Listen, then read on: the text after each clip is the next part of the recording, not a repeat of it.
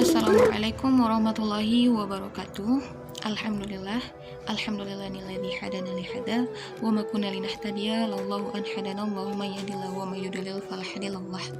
Asyhadu an la ilaha illallah wa asyhadu anna Muhammadan abduhu wa rasuluh la nabiyya ba'da amma ba'du. Saya Fitri Lestari, Prodi Ilmu Al-Quran dan Tafsir semester 4, membuat video untuk memenuhi mata kuliah filsafat Islam yang berjudul Filsafat Muhammad Iqbal. Nah, pertama sekali kita membaca Bismillahirrahmanirrahim. Nah, langsung saja saya membacakan tentang biografi Muhammad Iqbal, yang mana beliau lahir pada tanggal 9 November 1877 atau 3 Zulqa'dah tahun 1294 Hijriah di Sialkot, Punjab. Perjalanan intelektual Muhammad Iqbal dimulai dari pendidikan dasar di Sialkot, Punjab. Kemudian ia melanjutkan sekolah ke Lahore di Government College yang dibimbing oleh Sir Thomas Erlund, seorang filsuf dan orientalis. Menjadi dosen di Orientalist College Lahore pada bidang bahasa Arab. Muhammad Iqbal pada tahun 1905 belajar di Universitas Cambridge, Inggris, mendalami ilmu filsafat. Nah, setelah 2 tahun kemudian, ia melanjutkan studi ke Munich atau Jerman dan berhasil meraih gelar dokter di sana. Nah, beliau memiliki beberapa pemikiran yang fundamental, yaitu intuisi, diri, dunia, dan Tuhan. Baginya, sangat berpengaruh di India, bahkan pemikiran Muslim India dewasa ini tidak akan dapat dicapai tanpa mengkaji ide-idenya secara mendalam. Namun, dalam tatanan praktek, beliau secara konkret yang diketahui dan dipahami oleh masyarakat dunia dengan bukti berupa literatur yang beredar.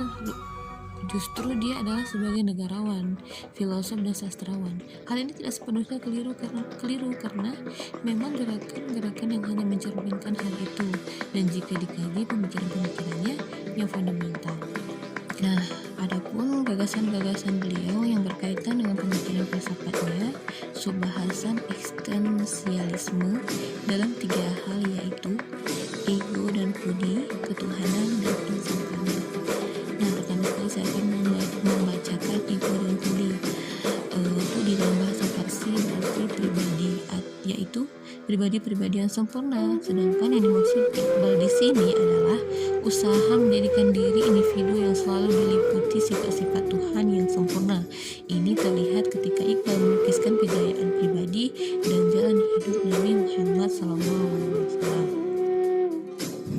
Maka menurut beliau, pribadi sejati adalah bukan yang menguasai alam benda, tetapi pribadi yang dilingkupi Tuhan ke dalam kedudukannya sendiri.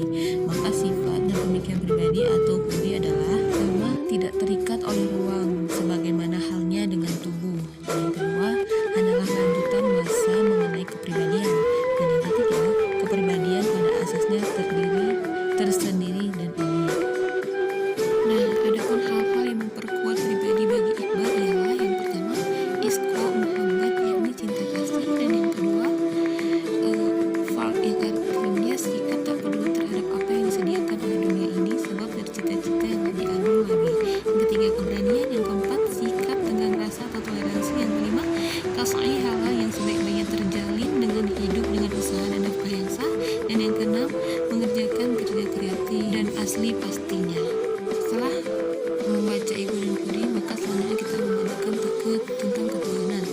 Nah, filsafat Iqbal tentang Tuhan dapat dibagi dalam 3 fase, yaitu yang pertama, kekaguman, yang kedua, merasa ragu, dan yang ketiga, masa ketiga ini dianggap sebagai masa kedewasaan dari pemikiran Iqbal itu sendiri. Ia mengumpulkan unsur-unsur dari sistemnya dan kini menghimpunnya dalam suatu sistem yang menyeluruh sehingga ia tidak meragu lagi. Nah, kemudian setelah kita memahami ketuhanan, maka sekarang adalah insan kamil, yaitu manusia adalah misteri terbesar yang diciptakan Tuhan di dunia. Padanya Tuhan tidak hanya membentuk sesuai dengan fitrahnya, jadi kehendaknya bahwa manusia akan menjadi mitra kerjanya di dunia. Pengertian manusia adalah pemahaman secara menyeluruh menyangkut aspek rohani bisa antara satu dan lainnya. Nah, selanjutnya kita ambil kesimpulan dari semuanya yang tadi, bahwa Iqbal adalah seorang intelektualis asal Pakistan, telah melahirkan pemikiran dan peradaban besar bagi generasi setelahnya. Iqbal merupakan sosok pemikiran multidisiplin. Ia adalah seorang sastrawan, negarawan, ahli hukum, filosof, pendidik, dan kritikus seni.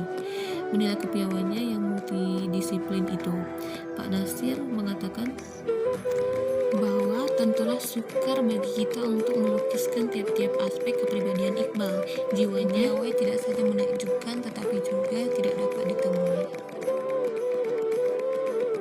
Nah, mungkin hanya ini saja yang dapat saya paparkan atau saya jelaskan